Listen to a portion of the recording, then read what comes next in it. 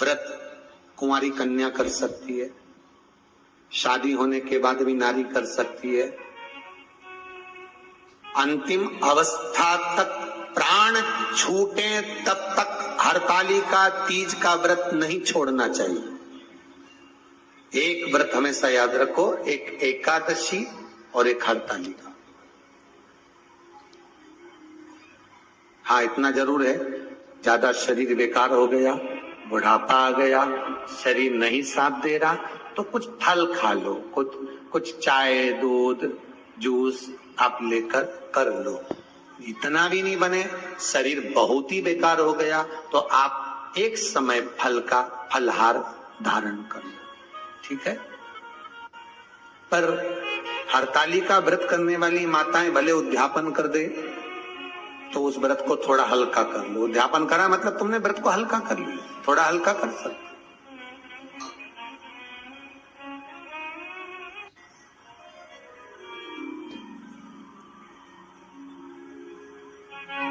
हरतालिका तीज का जो व्रत का उद्यापन करते हैं उसमें 5 चीज रखते हैं ना, 5 कपड़े स्त्री के, 5 कपड़े पुरुष के, 5 तरह का अनाज, 5 तरह का फलहार, 5 तरह का फल।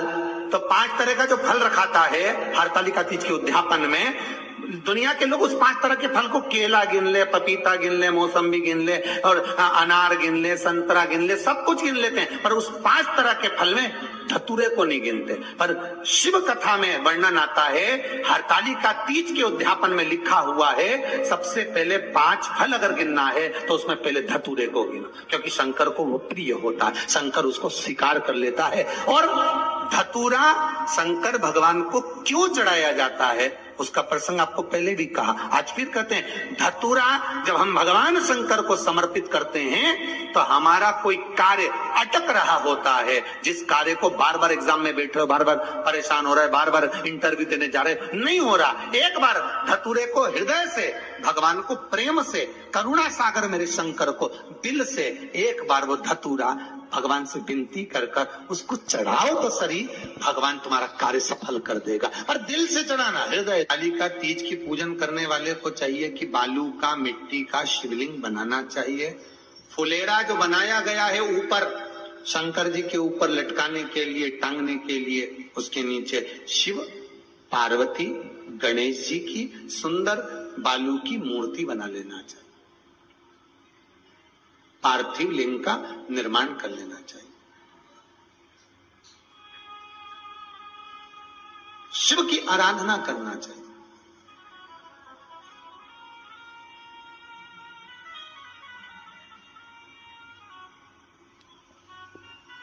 जो फल आपके पास में हो शंकर को समर्पित करना चाहिए, पूजन करना चाहिए, आराधना करो।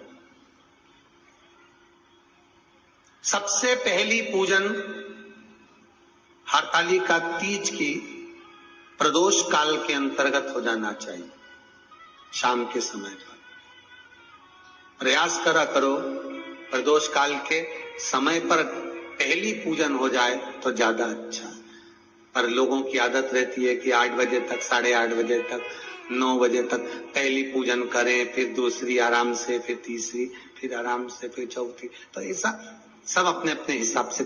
पर शास्त्र रीति कहती है कि प्रदोष का जो समय होता है, प्रदोष काल जो होता है, शाम का जो समय होता है, उस समय पर हरतालिका तीज की पहली पूजन हो, जिससे आपका स्मरण चित्त शंकर भगवान में उस घड़ी, उस पल, उस क्षण में आप शिव के हो जाएं और शंकर आपका हो जाए।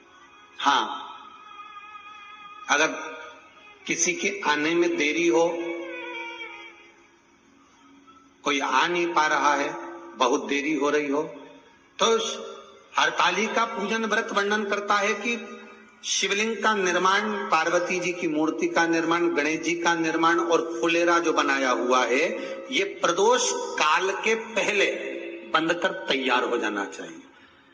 प्रदोष काल के अंतर्गत फुलेरा नहीं बनना, फुलेरा पहले बन जाना चाहिए। और बहुत विशेष बात ध्यान रखिए हरतालिका तीज की, कि शंकर जी का जो अपने स्वरूप बनाया है, पाटे में, थाली में, चौकी पर, चौरंग पर जो स्वरूप बनाया है, वो पहले नहीं रखना है, पहले क्या बांधना है? फुलेरा। पहले फुलेरा बांधिए, उसके बाद उसके नीचे शंकर जी को रखिए। कई अब जो हरतालिका तीज का पूजन करते हैं तो उनके लिए हो गया, अब दूसरे के लिए भी सुन लें।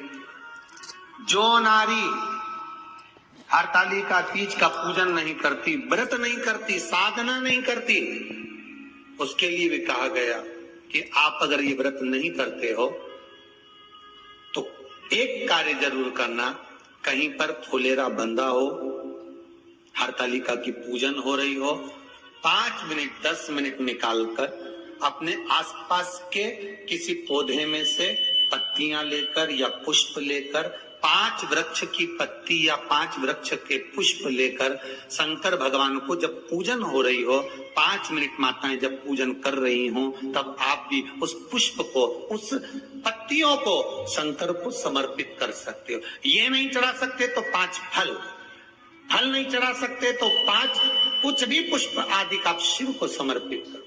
और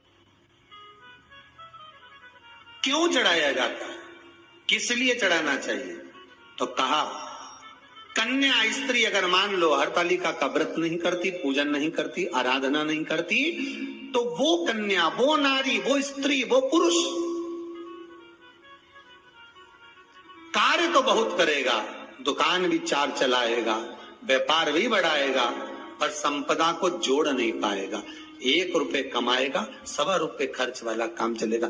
हस्त नक्षत्र में जो तृतीया पड़ती है, हस्त नक्षत्र के अंतर्गत जो तृतीया का महत्व कहा गया है, वो संपदा को बढ़ाती है, मनोकामना को पूर्ण करती है। इस नक्षत्र के अंतर्गत जो तृतीया आती है वो मनोकामना को पूर्ण कर कर चली जाती है। इसलिए शिव की आराधना के लिए प्रथम मान्य हस्त नक्षत्र में किया गया दान, हस्त नक्षत्र के अंतर्गत तृतीया के दिन किया गया पुण्य, हस्त नक्षत्र में तृतीया के दिन किया गया श्रृंगार, हस्त नक्षत्र में तृतीया के दिन करा गया अपना सुंदर सिंदूरा, भगवान का आनंद, 5 तरह के वस्त्र, 5 तरह के स्त्री के वश, पुरुष के वस्त्र, 5 तरह का फल, 5 तरह का अनाज, ब्राह्मण को बुलाकर ब्राह्मणी के साथ आप या तो ब्राह्मण से उद्यापन करवाएं या फिर आप स्वयं भी करते हैं तो शिव को समर्पित करके ब्राह्मण और ब्राह्मणी को भोजन कराकर वो भाग प्रदान करें।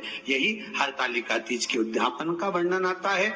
सुंदर भावों से हरतालिका माता आप सभी की मनोकामना पूर्ण करे। हर हर